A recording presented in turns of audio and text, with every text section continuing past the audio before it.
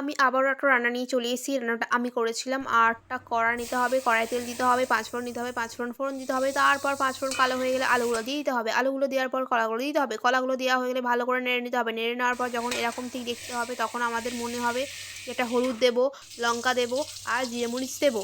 তো গোলমরিচ দিতে পারেন যার বাড়ি যেটা আছে। দিয়ে দেবেন, দিয়ে ভালো মতন করে নাড়তে হবে। তো এবার নাড়বো আমরা।